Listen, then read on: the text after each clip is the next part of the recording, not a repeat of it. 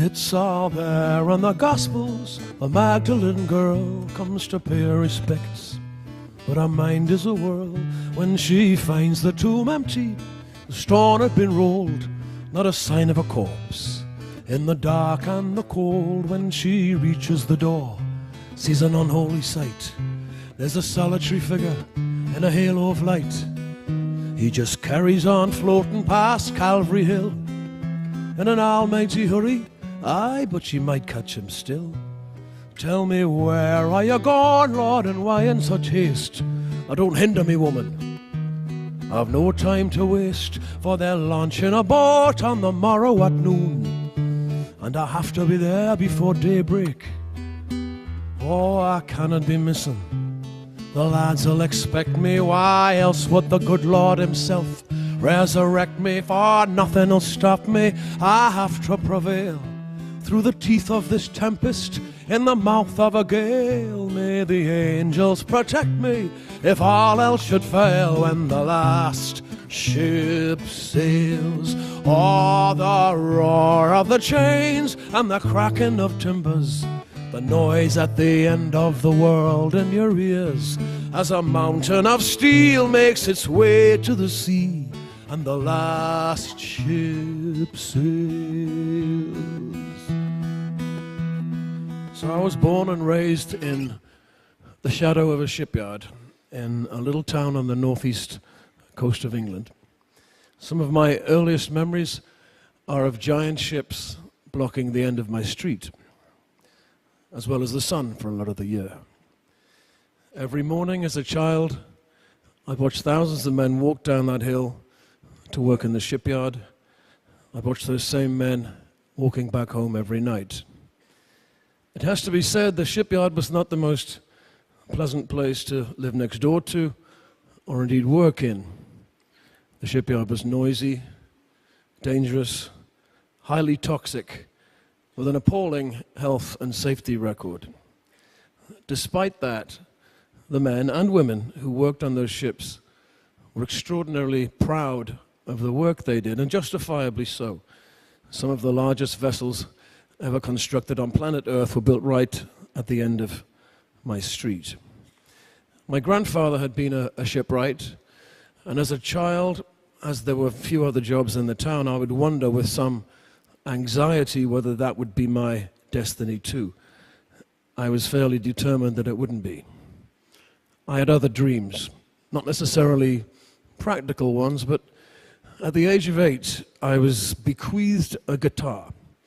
It was a battered old thing with 5 rusty strings and was out of tune, but quickly I learned to play it and realized that I'd found a friend for life, accomplice, a co-conspirator in my plan to escape from this surreal industrial landscape. Well, they say if you dream something hard enough, it will come to pass. Either that or I was extremely lucky, but this was my dream. I dreamt I would leave this town, and just like those ships, once they were launched, I'd never come back. I dreamt I'd become a writer of songs, that I would sing those songs to vast numbers of people all over the world, that I'd be paid extravagant amounts of money, that I'd become famous, that I'd marry a beautiful woman, have children, raise a family, buy a big house in the country, keep dogs, grow wine, have rooms full of Grammy Awards, platinum discs, and what have you. So far, so good, right? And then one day, the songs stopped coming.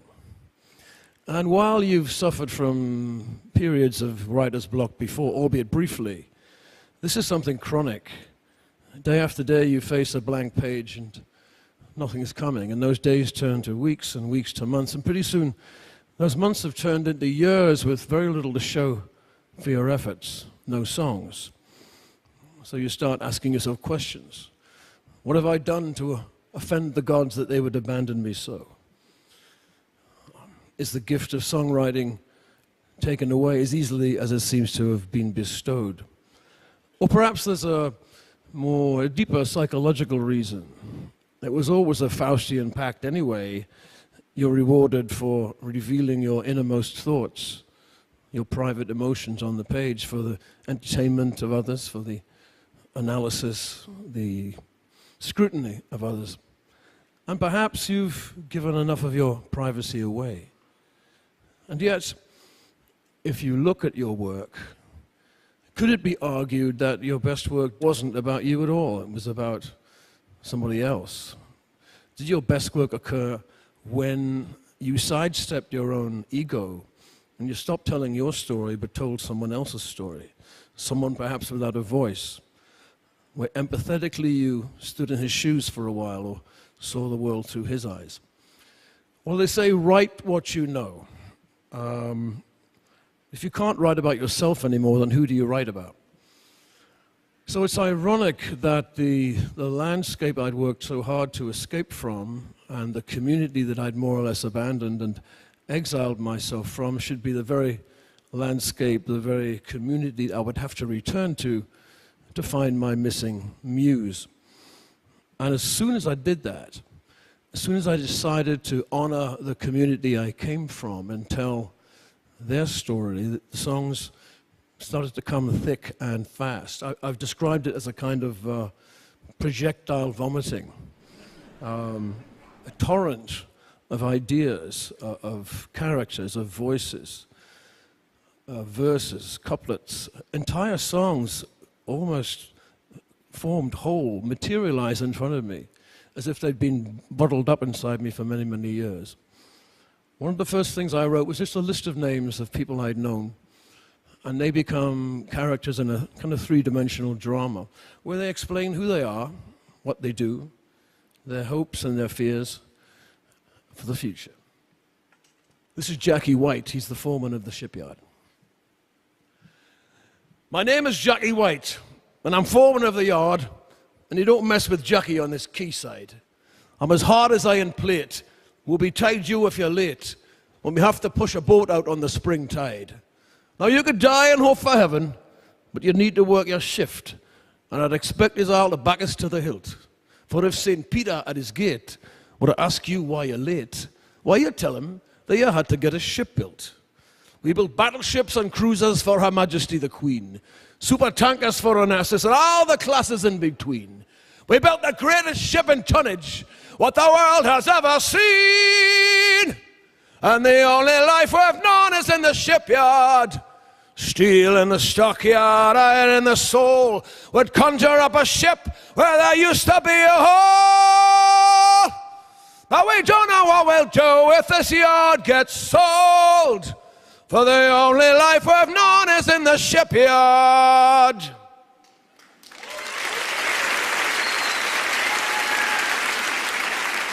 So, having decided to write about other people instead of myself, a further irony is that sometimes you reveal more about yourself than you'd ever intended. This song is called Dead Man's Boots, which is an expression which describes how difficult it is to get a job. In other words, you'd only get a job in the shipyard if somebody else died. Or perhaps your father could finagle you an apprenticeship at the age of 15. But sometimes a father's love can be misconstrued as controlling, and conversely, the scope of a son's ambition can seem like some pie-in-the-sky fantasy.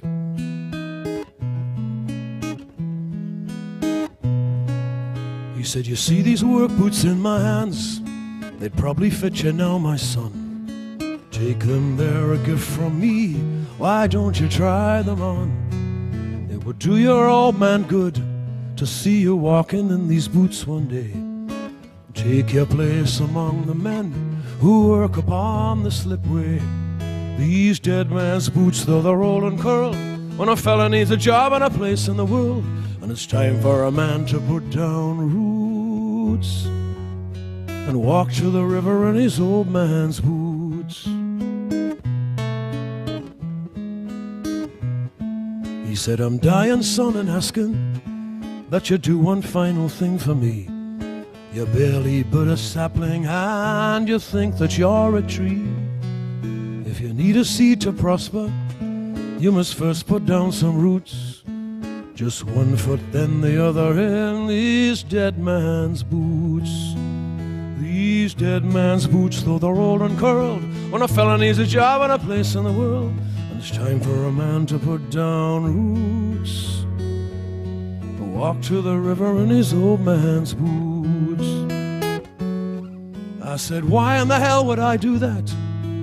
Why would I agree, when his hand was all that I'd received, as far as I remember? It's not as if he'd spoiled me with his kindness up till then, you see. I had a plan of my own and I'd quit this place when I came of age, September. These dead man's boots know their way down the hill. They can walk there themselves, and they probably will.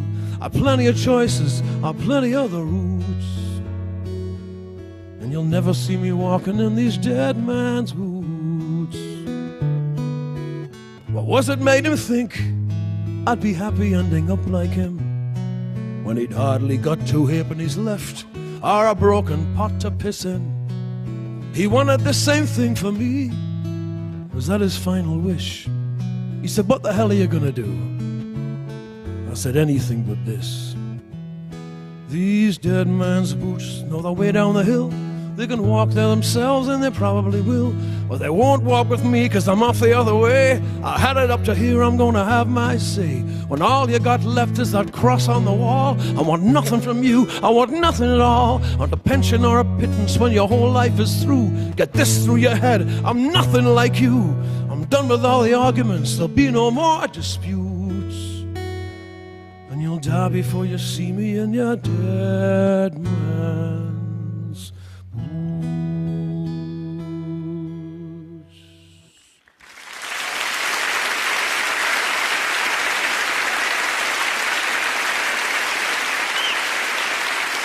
Thank you. So, whenever they'd launch a big ship, they would invite some dignitary up from London on the train to make a speech, break a bottle of champagne over the bows, launch it down the slipway into the river and out to sea. Occasionally, on a really important ship, they'd get a member of the royal family to come, Duke of Edinburgh, Princess Anne or somebody. Now you have to remember, it wasn't that long ago that the royal family in England were considered to have magical healing powers. Sick children were held up in crowds to try and touch the cloak of the king or the queen to cure them of some terrible disease. It wasn't like that in my day, but we still got very excited. So it's a launch day, it's a Saturday, and my mother has dressed me up in my Sunday best. I'm not very happy with her. All the kids are out in the street, and we have little Union Jacks to wave. And at the top of the hill, there's a motorcycle cortege appears. In the middle of the motorcycles is a big black Rolls Royce. Inside the Rolls Royce is the Queen Mother. This is a big deal. So the procession is moving at a stately pace down my street, and as it approaches my house, I start to wave my flag vigorously, and there is the Queen Mother. I see her, and she seems to see me. She acknowledges me, she waves, and she smiles, and I wave my flag even more vigorously. We're having a moment, me and the Queen Mother. She's acknowledged me, and then she's gone. Well, I wasn't cured of anything. That was the opposite, actually. I was infected. I was infected with an idea. I don't belong in this street. I don't want to live in that house. I don't want to end up in that shipyard. I want to be in that car. I want a bigger life. I want a life beyond this town. I want a life that's out of the ordinary. You know, it's my right. It's my right as much as hers. So here I am at TED to, I suppose, to tell that story. You know, and I think it's appropriate that at TED to say the obvious, that there's a symbiotic and intrinsic link between storytelling and community, between community and art, between community and science and technology, between community and economics. It's my belief that abstract economic theory that denies the needs of community or denies the contribution that community makes to economy is short-sighted, cruel, and untenable. Thank you. The fact is, you know, whether you're a rock star or whether you're a welder in a shipyard or a tribesman in the upper Amazon or the Queen of England, at the end of the day, we're all in the same boat. Aye, the footmen are frantic in their indignation. You see, the Queen's took a taxi herself to the station, where the porter, surprised by a lack of royal baggage, bustle her and 3 corgis to the rear of the carriage. For the train, it is crammed with all Europe's nobility, and there's none of them famous for their compatibility. There's a fight over seats, I beg pardon, your grace, but you'll find that one's mine, so get back in your place. Ah, but where are they going? All the porters debate. Why, they're going to Newcastle, and they daresn't be late, for they'll launch in a boat on the Tyne at high tide. And they've come from all over, from far and from wide. There's the old Dalai Lama and the Pontiff of Rome, every palace in Europe, and there's nae bugger home.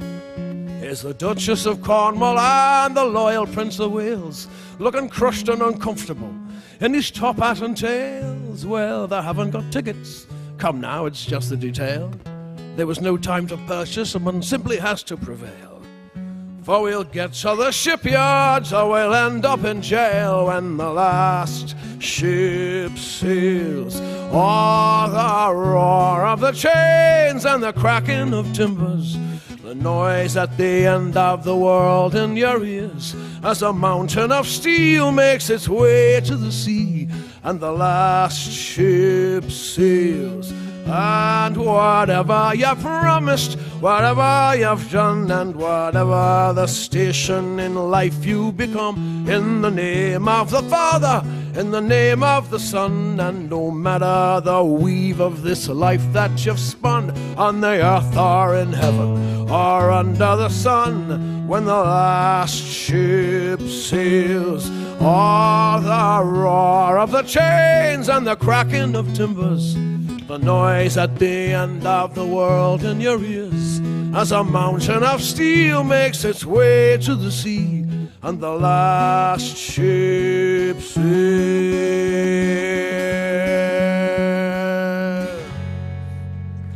Thanks for listening to my story. Thank you.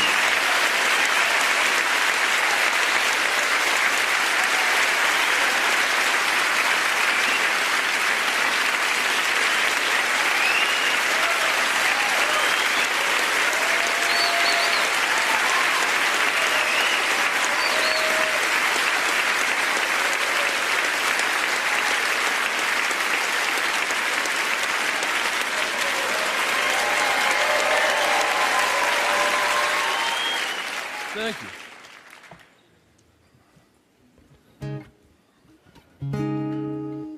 Okay, you have to join in if you know it.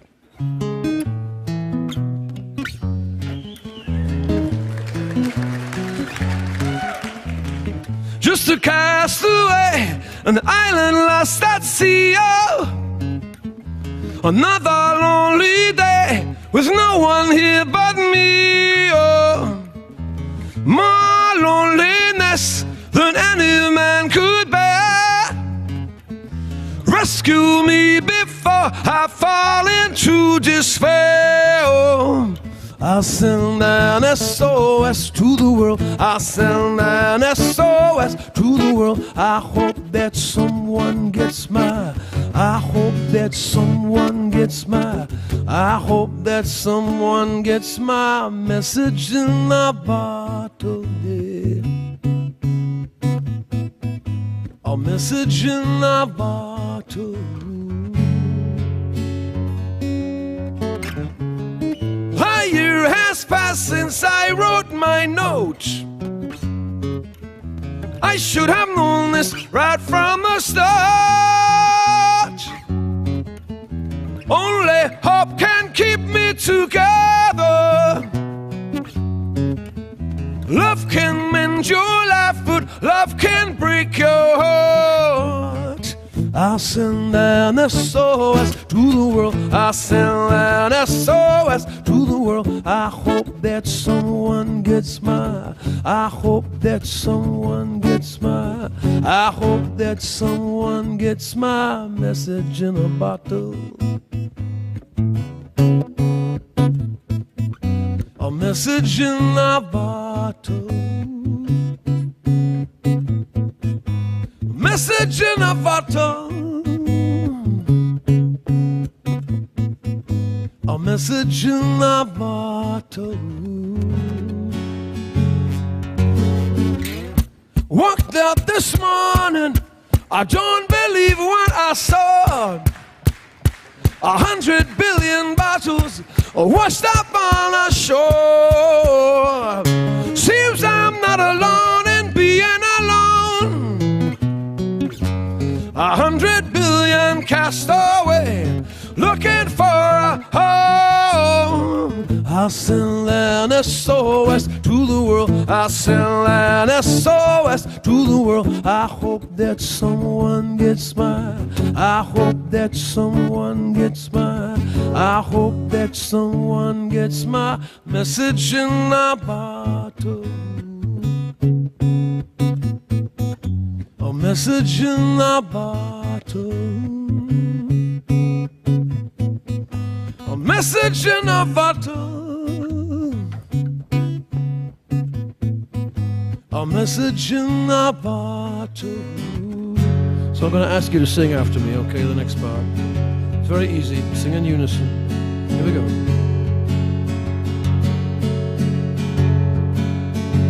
This is me. Sending out an SOS. Come on now. Oh, yeah. Sending out an SOS. I'm sending out an SOS. I'm sending out an SOS. Sending out.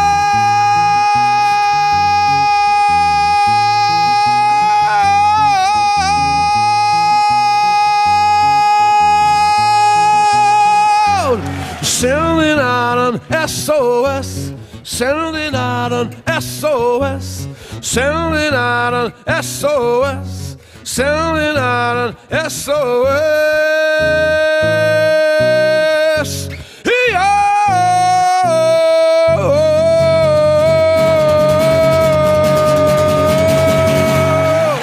Thank you, Ted. Good night.